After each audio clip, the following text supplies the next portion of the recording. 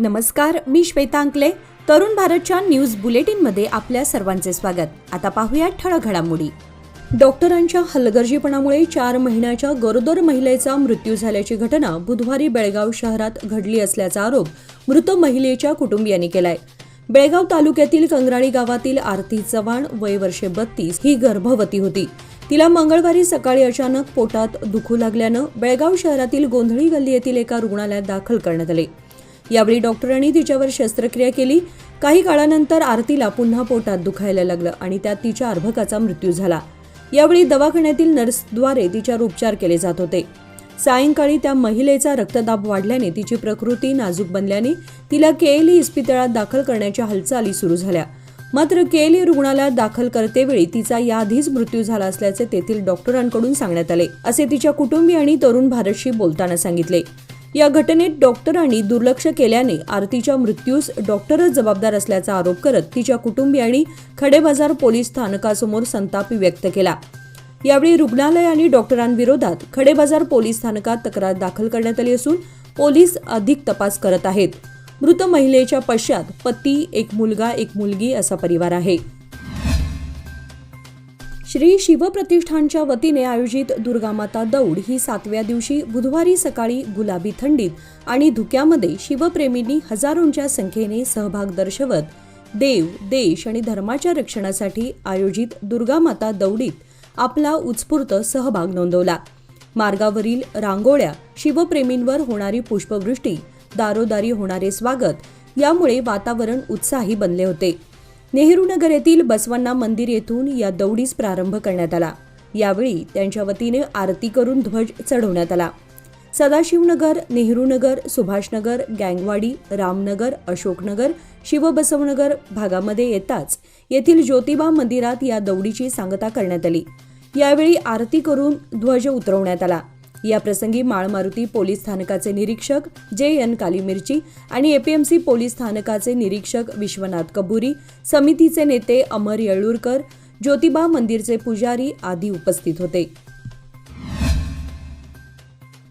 इंस्टाग्रामवर जुळलेल्या त्रिकोणी प्रेम प्रकरणामुळे अखेर एकाचा बळी गेलाय. या प्रकरणातील आरोपी महिलेसह एका युवकाला पोलिसांनी अटक केली आहे.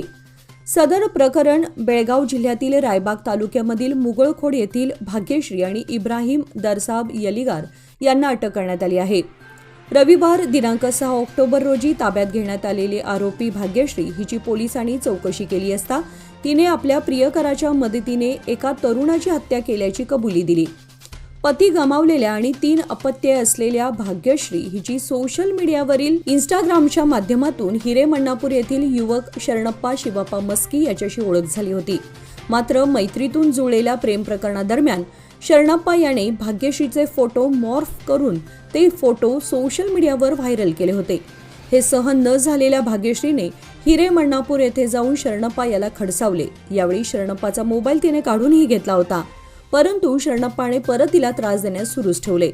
या त्रासाला कंटाळलेल्या भाग्यश्रीने 29 सप्टेंबर रोजी आपला नवा प्रियकर इब्राहिम साब यलिगार याच्यासोबत मुगळखोड येथून दुचाकीवरून जाऊन शरणप्पा मस्की याचा गळा आवळून खून केला. त्यानंतर पुरावे नष्ट करण्यासाठी शरणप्पाचा मृतदेह पलंगावर ठेवून तो पलंग पेटवून देण्यात आला होता. कुष्टगी पोलिसांनी या हत्याकांडाचा शिताफीने तपास करून आरोपींना अटक करण्यात यश मिळवलंय. न्यायालयाने त्या दोघांना पोलीस कोठडी सुनावली असून अधिक तपास सुरू आहे. बेळगावातील इंडिया पोल्ट्री एक्स्पोच्या पहिल्या आवृत्तीचा बुधवारी समारोप करण्यात आला. 3 दिवसीय प्रदर्शनाला हजारो पोल्ट्री व्यवसायातील सहकारी आणि शेतकऱ्यांनी भेट दिली. 7, 8 आणि 9 ऑक्टोबर 2024 रोजी बेळगाव येथील गांधी भवन येथे इंडिया पोल्ट्री एक्स्पोचे थाटात उद्घाटन करण्यात आले होते. कुक्कुटपालनात होत असलेल्या नवनवीन संशोधनाबाबत ग्रामीण भागातील अनभिज्ञ कुक्कुटपालकांना आपल्या व्यवसायात विकसित होत असलेल्या नवीन वैज्ञानिक तंत्रज्ञानाची माहिती देण्यासाठी हे प्रदर्शन आयोजित करण्यात आले होते, असे आयोजकांनी सांगितले. यावेळी स्थानिक शेतकरी आणि कुक्कुटपालकांसह उर्वरित कर्नाटक, महाराष्ट्र, गुजरात, गोवा, मध्य प्रदेश, छत्तीसगड, उत्तर प्रदेश आणि हरियाणा येथील सुमारे 50हून अधिक कंपन्यांनी या प्रदर्शनात सहभाग घेतला होता. यात पोल्ट्री फीड, औषधे आणि उपकरणेबाबत पोल्ट्री उत्पादकांना आपलं उत्पादन आणि दर्जाबाबत माहिती देण्यात आली. या प्रदर्शनाचा मुख्य उद्देश अंडी आणि कोंबडीच्या सेवनाबाबत सर्वसामान्यांचे गैरसमज दूर करून त्यांची दैनंदिन आहारातील उपयुक्तता स्पष्ट करणे हा होता. शहरातील 3ऱ्या रेल्वे गेट नजीकच्या रस्त्याची आज खासदार जगदीश शेट्टर यांनी पाहणी केली. 3रे रेल्वे गेट ओव्हरब्रिज येथील 2ऱ्या लेनच्या रस्त्याचे कामकाज रखडले असल्याने या ठिकाणी भेट देऊन त्यांनी रखडलेल्या बांधकामाची पाहणी केली. रेल्वे विभाग आणि सार्वजनिक बांधकाम विभागाच्या अभियंत्यांसह शेट्टर यांनी काम स्थगित करण्यामागील कारणांवर चर्चा करण्यात आली. तसेच अधिकाऱ्यांना विनाविलंब येथील बांधकाम पुन्हा सुरू करण्याचं आवाहन केलं. जनतेची सुरक्षितता सुनिश्चित करण्यासाठी आणि वाहनांची हालचाल सुलभ करण्यासाठी विद्यमान उणिवा दूर करा अशा सूचनाही यावेळी देण्यात आल्या. बेळगाव शहरासह पश्चिम भागात काल मंगळवारी व आज बुधवारी दुपारी 2 वाजण्याच्या सुमारास सुरू झालेल्या संततधार परतीच्या पावसामुळे भात शेतीचे मोठे नुकसान झाले आहे. त्यामुळे शेतकऱ्यांच्या हातातोंडाशी आलेला घास निसटून जाण्याच्या भीतीने शेतकरी वर्ग हा चिंतेत पडलाय. जवळजवळ 2 ते 3 दिवसांपासून वातावरणात मोठ्या प्रमाणात उष्म्यामध्ये वाढ झालेली होती. जणू काही पाऊस येणार की काय अशी चिन्हे दिसत असतानाच अचानक ढगांच्या गडगडाटासह जोरदार परतीच्या पावसाने सुरुवात केली. या पावसामुळे परिपक्व झालेल्या काही शेतकऱ्यांनी भात कापणीला सुरुवात केली असतानाच या परतीच्या पावसाने शेतकऱ्यांची अक्षरशः तारांबळ उडवली. संपूर्ण भात शेती आडवी पडल्यामुळे शेतकरी वर्गाला नुकसानीला सामोरं जावं लागणार असल्यामुळे यापुढे शेती करायची की नाही अशा प्रतिक्रिया चिंताग्रस्त शेतकऱ्यांकडून ऐकायला मिळत आहेत. महाराष्ट्राच्या मुख्यमंत्र्यांनी सर्वपक्षीय शिष्टमंडळांना सोबत घेऊन पंतप्रधान नरेंद्र मोदी यांच्याकडे सीमा प्रश्न तातडीने सोडवण्याची मागणी करावी. यासाठी युवा समितीच्या वतीने महाराष्ट्राचे मुख्यमंत्री एकनाथ शिंदे यांना पत्र पाठवून विनंती करण्यात आली आहे. गेली 68 वर्षे बेळगावसह 865 गावे महाराष्ट्र राज्यात सामील होण्यासाठी लढा देत आहेत. आपण स्वतः या सीमा लढ्यात सक्रिय सहभाग घेऊन चळवळ जवळून पाहिली आहे. त्यामुळे या प्रश्नाबाबत आपण अवगत आहात. आपण महाराष्ट्राचे मुख्यमंत्री म्हणून आसनस्थ झाल्यानंतर हा प्रश्न लवकर सुटेल अशी आशा निर्माण झाली होती. पण ठोस अशी कोणतीही पावले उचलण्यात आली नाहीत याबद्दल खंत वाटते. या पत्रात नमूद करण्यात आलं आहे. तरी आपण याकडे गांभीर्याने लक्ष देऊन निवडणुकीपूर्वी माननीय पंतप्रधानांची भेट घेऊन यासाठी प्रयत्न करावेत अशी मागणी या पत्राद्वारे करण्यात आली आहे, अशी माहिती महाराष्ट्र एकीकरण युवा समिती अध्यक्ष अंकुश केसरकर यांनी दिली. बेळगाव, खानापूर, रामनगर, अनमोड मार्ग, गोवा बॉर्डरपर्यंत एकूण 84 किलोमीटरपर्यंत कॉन्क्रीट रस्ता आणि बेळगाव जांबोटी, कणकुंबी, चोरला घाटापर्यंत 43 किलोमीटरच्या रस्त्यासंबंधी केंद्र सरकारशी करार झालाय. बेळगाव व गोवा राज्याला जोडणारे प्रस्तावित 2 रस्ते व्यापार, व्यवहार आणि मालवाहतुकीसाठी अतिशय उपयुक्त आहेत. मात्र दोन्ही रस्त्यांची अत्यंत दुरावस्था झाल्याने नागरिक आणि व्यापाऱ्यांच्या अनेक तक्रारींच्या पार्श्वभूमीवर आयोग विभागाच्या अधिकाऱ्यांची बैठक घेऊन प्रस्तावित 2 रस्त्यांची कामे तातडीने सुरू करण्याच्या सूचना यावेळी खासदार जगदीश शेट्टर यांनी दिल्या आहेत. राष्ट्रीय महामार्ग प्राधिकरण अधिकारी भुवनेश्वर कुमार पवन आणि अधिकारी राजश्री जैनापूर या बैठकीला उपस्थित होते. नवरात्रोत्सवानिमित्ताने धार्मिक उपक्रमांबरोबरच सामाजिक उपक्रम शहरातील भोई गल्ली येथील श्री सार्वजनिक नवरात्र उत्सव युवक मंडळाने सातत्याने करत आला आहे. गेल्या अनेक वर्षांपासून हे मंडळ समाजासाठी तसेच परिसरातील व्यावसायिकांसाठी विविध कार्यक्रमांचे आयोजन करते. यंदाही मंडळाने नवरात्रोत्सवानिमित्त विविध धार्मिक कार्यक्रमांचे आयोजन केले होते. आज बुधवार दिनांक 9 रोजी सकाळी गणहोम, महाआरती व महाप्रसाद वितरण कार्यक्रम पार पडला. यावेळी हजारो भक्तांनी देवीचे दर्शन घेऊन महाप्रसादाचा लाभ घेतला.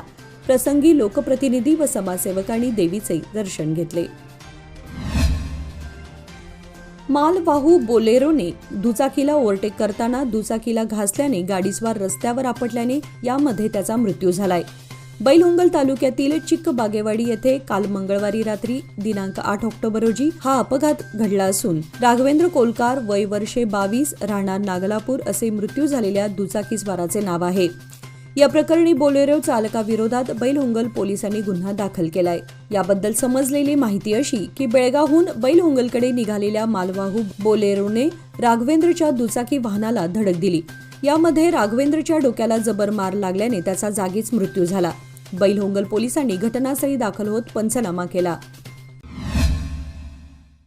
पूर्वी डिझेल वाहनांची वयोमर्यादा ही फक्त 10 वर्षे इतकी होती, परंतु आता त्यांच्या विक्रीवर बंदी घालण्यात येणार आहे. ऊर्जा संक्रमण सल्लागार समितीने सरकारला यासंबंधी एक अहवाल आणि प्रस्ताव सादर केला असून यात 2027 पर्यंत डिझेल वाहनांवर पूर्ण बंदीची शिफारस केली आहे. वृत्तसंस्थांनी दिलेल्या माहितीनुसार सतत वाढणाऱ्या प्रदूषणामुळे हा निर्णय घेण्यात आलाय, ज्यामुळे 2027 पासून डिझेल वाहनांच्या विक्रीवर बंदी आणून इलेक्ट्रिक वाहने वाढवण्याचा प्रस्ताव सादर केला आहे. यामुळे डिझेल वाहने तयार करणाऱ्या कंपन्यांना त्वरित आपले वाहनांची निर्मिती थांबवावं लागणार असून 2027 पासून या वाहनांची विक्री पूर्णपणे थांबवावी लागणार आहे.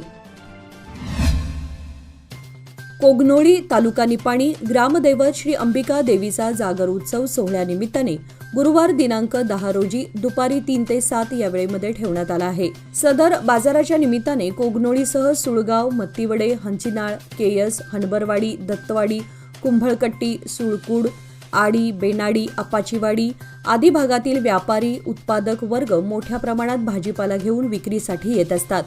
तरी व्यापारी वर्ग व नागरिकांनी याची नोंद घ्यावी असे आवाहन कोगनोळी ग्रामपंचायतीच्या वतीने करण्यात आलं आहे. धारवाड जिल्हा पंचायतीचे सदस्य योगेश गौडा यांच्या खून प्रकरणात आरोपी असलेले धारवाड ग्रामीणचे काँग्रेस आमदार विनय कुलकर्णी हे आणखी एका प्रकरणात अडचणीत आलेत. महिला शेतकरी नेत्यावर अत्याचार केल्याचा आरोप विनय कुलकर्णी यांच्यावर झाला असून बेंगळूरमधील संजयनगर पोलीस स्थानकात FIR दाखल करण्यात आलाय. एका महिलेने आमदार विनय कुलकर्णी यांच्यावर अत्याचाराचा आरोप केला आहे. यासंबंधी महिलेने बेंगळूरच्या संजयनगर पोलीस स्थानकात तक्रार दाखल केली आहे. 2022 पासून विनय कुलकर्णी यांच्याशी आपली ओळख आहे. अधूनमधून व्हिडिओ कॉल करून ते असभ्यपणे वागत होते असा आरोप यावेळी त्या महिलेने केलाय. गेल्या काही वर्षांमध्ये पडणाऱ्या मुसळधार पावसामुळे अनेक वेळा नद्यांना महापूर आला होता. या पुराच्या पाण्यातून अनेक जीवजंतू बरोबर आता भल्या मोठ्या मगरींचा वावर देखील नदी किनारी दिसून येत असल्याने शेतकरी, पशुपालक जीव मुठीमध्ये धरून शेतीकामे करत आहेत. याची प्रचिती गेल्या काही दिवसांपासून बेडकेहाळ येथील दूधगंगा नदीकाठावरील नदीच्या पुलाखाली शेट्टी, मोरे, माळी, अंभीमळगी, दादर परिसर, जनवाड कोपऱ्यामध्ये लहान मोठ्या मगरींचे वास्तव असल्याचे शेतकऱ्यांना आढळून आलं आहे. तसेच भीमापूरवाडी येथील पांडव ओढ्याच्या पात्रातही भली मोठी मगर आढळून आली आहे. यामुळे ओढाकाठावरील शेतकरी आणि पशुपालकांमध्ये भीतीचं वातावरण पसरलंय. याची दखल घेताना संबंधित ग्रामपंचायत आणि वन विभागाने याचा बंदोबस्त करण्यासाठी पुढाकार घ्यावा अशी मागणी ग्रामस्थातून होत आहे. कोगनोळी, हणबरवाडी, दत्तवाडी, कुंभळकट्टी, हंचिनाळ, केयस आदी भागामध्ये बुधवारी दुपारनंतर दमदार पावसाने हजेरी लावली. त्यामुळे जनजीवन विस्कळीत झाले. आज सकाळपासूनच वातावरण ढगाळ होतं. दुपारी 12:30 वाजण्याच्या दरम्यान अचानक जोरदार पावसाला सुरुवात झाली. सुमारे 20 मिनिटे पडलेल्या पावसानंतर सगळीकडे पाणीच पाणी झाले होते. तत्पूर्वी पहाटे 5 वाजल्यापासून सकाळी 7 वाजेपर्यंत रिमझिम पाऊस सुरूच होता. दुपारी 2 नंतर पुन्हा एकदा पावसाने जोरदार हजेरी लावली. हा पाऊस सायंकाळी 4:30 वाजेपर्यंत सुरूच होता. या पावसामध्ये अधूनमधून विजेचा झगमगाट आणि ढगांचा गडगडाटही दिसून येत होता. या पावसामुळे मुख्य रस्ते ओस पडले होते, तर काही प्रमाणात उष्णता कमी होऊन गारवा निर्माण झालाय. सौंदलगाव भिवशी ग्रुप ग्रामपंचायतीला कर्नाटक राज्य आदर्श गांधी ग्राम पुरस्कार जाहीर झाल्याबद्दल ग्रामपंचायत कार्यालयात ग्रामपंचायत सदस्यांची विशेष सभा घेण्यात आली. तसेच झेंडा चौकामध्ये फटाक्यांची आतषबाजी करून व पेढे वाटून आनंद व्यक्त करण्यात आला. कार्यक्रमाच्या अध्यक्षस्थानी ग्रामपंचायत अध्यक्ष अण्णासाहेब पाटील हे होते. सुरुवातीला सचिव बाळासाहेब कळंत्रे यांनी सदस्यांचे व नागरिकांचे स्वागत करून आदर्श गांधी ग्राम पुरस्कार जाहीर झाल्याबद्दल पुरस्काराविषयी माहिती सांगितली. या पुरस्काराविषयी बोलताना ग्रामपंचायत अध्यक्ष अण्णासाहेब पाटील म्हणाले की सौंदलगाव भिवशी ग्रुप ग्रामपंचायतीला आदर्श गांधी ग्राम पुरस्कार जाहीर झाला असून त्याला पंचायत सदस्यांसह कर्मचारी व नागरिक यांचे मोलाचे सहकार्य लाभले आहे. निपाणी तालुक्यातील 27 ग्रामपंचायतीमधून आपल्या ग्रामपंचायतीला जाहीर झालेला पुरस्कार हा मोलाचा आहे. याचबरोबर आजचे बातमीपत्र इथे संपले. अधिक माहिती आणि ताज्या घडामोडींसाठी पाहत रहा तरुण भारत न्यूज चॅनल. तसेच आमच्या चॅनलला लाईक, शेअर आणि सबस्क्राईब करायला विसरू नका. आणि विश्वासार्ह बातम्यांसाठी दररोज वाचा दैनिक तरुण भारत. धन्यवाद.